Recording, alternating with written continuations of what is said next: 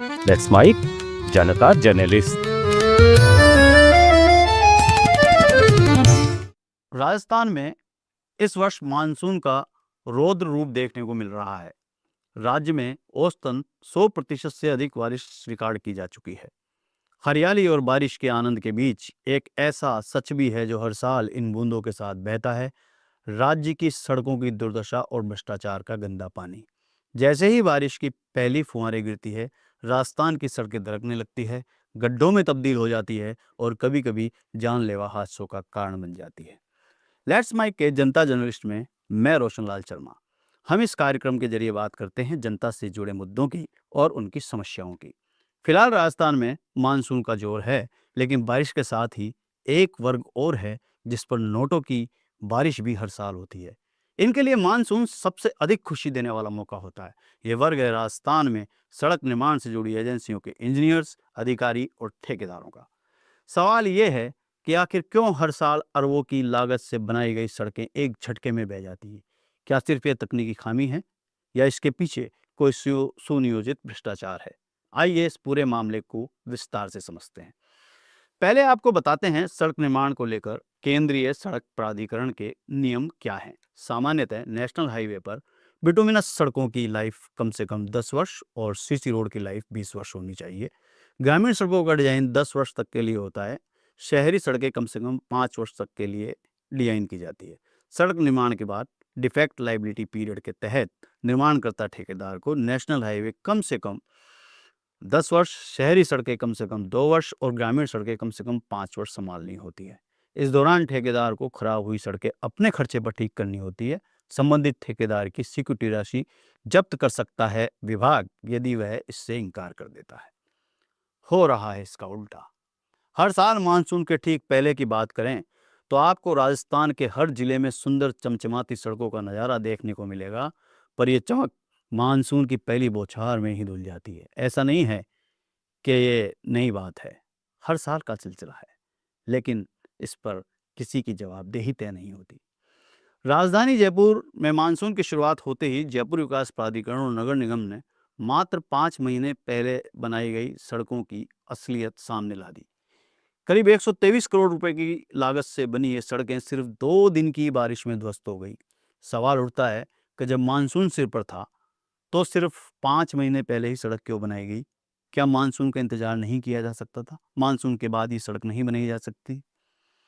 विशेषज्ञ मानते हैं कि थोड़े से पेचवर्श को मानसून के बाद किया जा सकता था, लेकिन ऐसा प्रतीत होता है कि जैसे अधिकारियों को पहले ही बारिश का इंतजार था ताकि फिर से मरम्मत के नाम पर अरबों की बंदरबाट की जा सके। अगला उदाहरण देखिए। भरतपुर जिले में हीरादास गोलपारा बाईपास की हालत बताती है कि सड़क निर्माण में किस स्तर की लापरवाही बरती जा रही है। 5.11 करोड़ की लागत से बनी इस सड़क ने एक मानसून भी ढंग से नहीं झेला और दूसरे मानसून की पहली बारिश में ही उखड़ गई। नतीजा यह हुआ कि इस सड़क पर हादसे और लोग अस्पताल पहुंचे। थाना गोविंदगढ़ क्षेत्र में लगभग 207 किलोमीटर सड़कें पूरी तरीके से क्षतिग्रस्त हो गई। इसके लिए एसडीआरएफ योजना के तहत 1.29 करोड़ रुपए का प्रस्ताव भेजा गया। सवाल ये नहीं है कि मरम्मत क्यों की जा रही है, सवाल यह है कि आखिर पहली बार में ही सड़कों को टिकाऊ और गुणवत्तापूर्ण क्यों नहीं बनाया गया। आइए देखते हैं कि आखिर अधिकारी ऐसा क्या करते हैं कि सड़कों के साथ उनकी तिजोरियों में नोटों की नदियां भी बहती है। दरअसल जो सड़कें जनता के टैक्स से बनती है, उनके निर्माण में जो सामग्री इस्तेमाल की जाती है वह टेक्निकल मापदंडों पर खरी नहीं उतरती। इसकी पुष्टि इंजीनियरिंग विभाग के रिकॉर्ड्स और अधिकारियों की जांच रिपोर्ट से होती है। इंजीनियर फिजिकल वेरिफिकेशन के नाम पर सिर्फ फॉर्मेलिटी पूरी करते हैं, जबकि वास्तविकता यह है कि 60 से 70% घटिया सामग्री का इसमें उपयोग होता है। राजस्थान सहित देश भर में सड़क निर्माण की टेंडर प्रक्रिया ऐसी है जिसमें सबसे कम बोली लगाने वाले को काम मिलता है। यह नीति, जो कि लोएस्ट बिडर कहलाती है, अक्सर निर्माण की गुणवत्ता के साथ समझौता कर बैठती है। ठेकेदार इतने कम रेट पर काम ले लेते हैं कि मुनाफा निकालने के लिए घटिया सामग्री का ही उन्हें सहारा लेना पड़ता है। राजधानी जयपुर में बारिश के बाद हालात यह होती हैं कि सड़कों पर 6-6 इंच गहरे गड्ढे बन जाते हैं। इस बारिश में तो कई जगह गड्ढे इतने बड़े हैं कि उनमें एक ट्रक समा जाए। इसका सबसे बड़ा कारण यह है कि ड्रेनेज की कोई पुख्ता व्यवस्था नहीं होती। पानी सड़क पर जमा होता है और फिर धीरे धीरे सड़क की परतों को कमजोर कर देता है। अब आपके मन में एक सवाल ये उठता है कि जिम्मेदारों पर कार्रवाई कैसे होती है और क्या होती है। तो हमारे पास एक उदाहरण है। आप कार्रवाई की बानगी देखिए कि वर्ष 2016-17 में जेडीए के इंजीनियरों को सड़क निर्माण के मामले में चार्जशीट और नोटिस जारी हुए थे, क्योंकि 90% मामलों में घटिया सामग्री के सबूत मिले थे। लेकिन नतीजा क्या हुआ? ना किसी की नौकरी गई, ना कोई बड़ा एक्शन हुआ। यही कारण है कि आज भी वही अधिकारी और ठेकेदार बेलगाम होकर फिर वही दोहरा रहे हैं। सरकार के स्तर पर बैठकें होती हैं, निर्देश दिए जाते हैं और सख्त कार्रवाई की चेतावनी दी जाती है, लेकिन हकीकत में उन निर्देशों पर क्या हुआ, इसकी ही मॉनिटरिंग नहीं होती।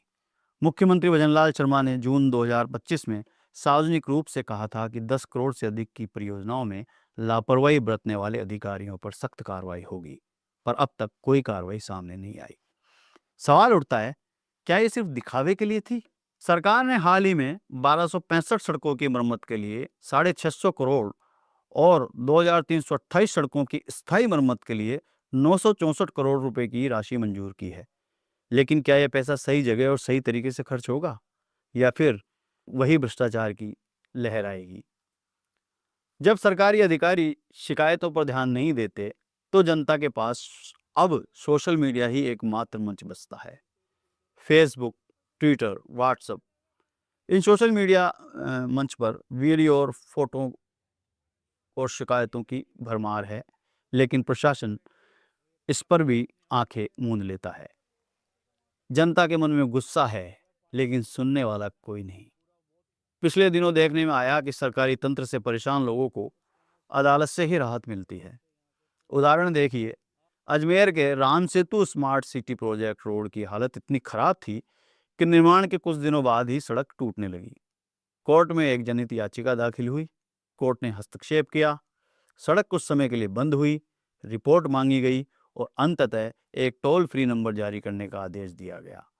यह दर्शाता है कि अगर अदालतें न हों तो जनता की सुनवाई ही न हो।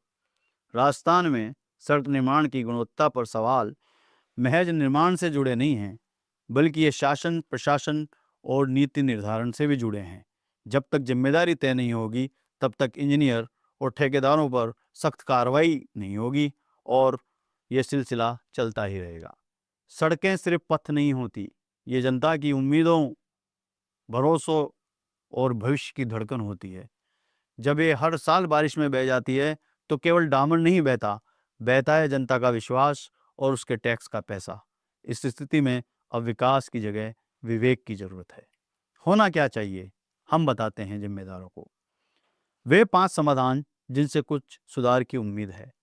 हर सड़क के निर्माण के बाद थर्ड पार्टी ऑडिट अनिवार्य होनी है। लोएस्ट बिडर नीति की समीक्षा सिर्फ कीमत नहीं, अनुभव और गुणवत्ता की प्राथमिकता पर होनी चाहिए। अधिकारियों की जवाबदेही तय होनी चाहिए। फिजिकल वेरिफिकेशन में दोषी पाए गए अधिकारियों पर तत्काल कार्रवाई होनी चाहिए। सड़क निर्माण से पहले एरिया की जल निकासी योजना को प्राथमिकता मिलनी चाहिए। साथ ही लोक सुनवाई और सोशल मीडिया मॉनिटरिंग का तंत्र विकसित किया जाना चाहिए। इनके बिना हर बारिश में जनता यूं ही ठगी जाएगी और जिम्मेदारों की तिजोरियों में नोटों की थई लगती जाएगी। लेट्स माइक में जनता से जुड़ी ये रिपोर्ट आपको कैसी लगी, कमेंट बॉक्स में ज़रूर बताइएगा। साथ ही अगर आपको पसंद आए तो लाइक और शेयर ज़रूर कीजिएगा। आप सुन रहे थे let's mic more than radio. Follow कीजिए हमें हमारे सोशल मीडिया प्लेटफॉर्म्स पर।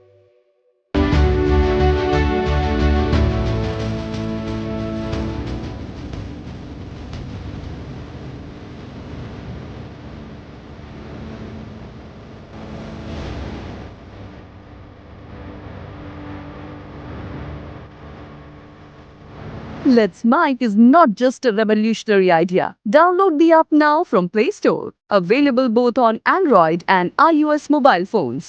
Follow us on YouTube, Instagram, Twitter, LinkedIn, Facebook, Telegram, WhatsApp, Snapchat. Let's talk, let's connect, and let's Mic.